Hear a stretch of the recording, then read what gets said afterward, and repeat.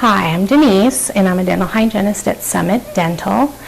My typical day is coming in the morning, setting up the room for the first patient. I will see usually around 8 patients a day. In between, I have to clean the instruments and break down and set up the room. I can do anything from cleanings on children or adults, fluoride treatments, sealants, periodontal treatment, and x-rays. I'm also responsible for writing up charts and making notes on the treatment that they had for the day. Afterwards, we always also help clean the office up before we leave. A typical appointment, I would bring the patient back, seat them, go over their medical history to make sure there were no changes, make sure that there were no toothaches or complaints, and if they were due for their x-rays, we would go ahead and take the x-rays, and then we would proceed with the cleaning. Now, if someone has periodontal disease, then we might need to do periodontal treatment instead of just general cleanings. The doctor would come in after we were done with the cleaning and do his exam, and we would also treatment plan if they needed any fillings or crowns or anything else. We treatment plan that for them and go over that. We do a fluoride treatment, and then we would reschedule for their next cleaning appointment. And then from there, we would dismiss them, take them up front, and let the girls check them out. And we would break down our room and go clean our instruments and then come back and clean for the next patient. To become a hygienist, it takes a minimum of 2 years to complete an AS degree. Your classes are science-based, most of them, and you have a good portion of your time spent in the clinical portion, learning how to use the instruments and actually seeing patients, usually at least in your second year.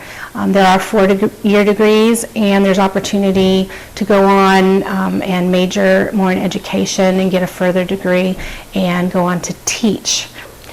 One of the most important things that will help you succeed in being a hygienist is being a people person. If you can interact with the people that you meet, you're going to build a good rapport, a good relationship, and then you're going to keep your people coming back to see you. If you're not a little social and interacting with your patients, there's nothing that that's really going to keep them wanting to come back to see you. So being a people person is just as important as being a good clinical hygienist.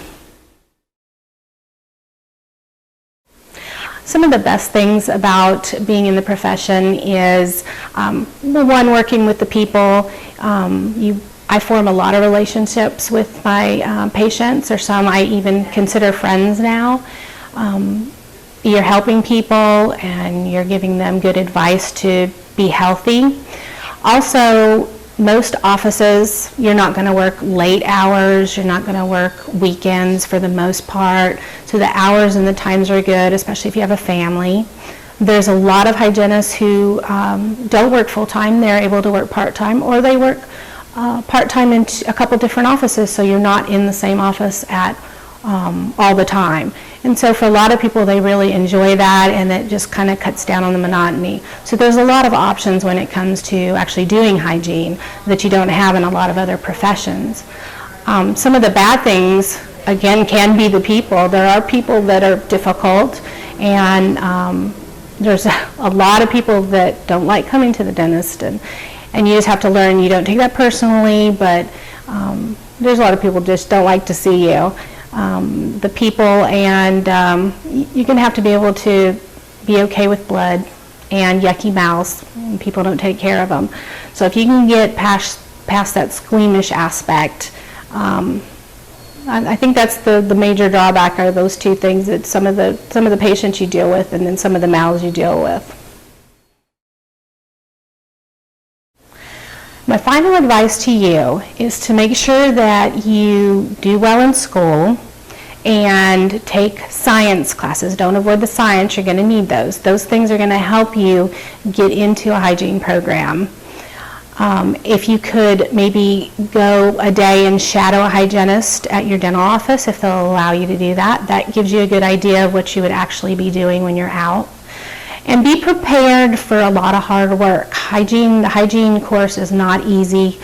There are a lot of people who don't make it, so you're going to have to put your mind that you're not going to quit, you're not going to fail, you're going to work hard, and you're going to get through it. It'll be over before you know it, and then you will be out in the real world practicing.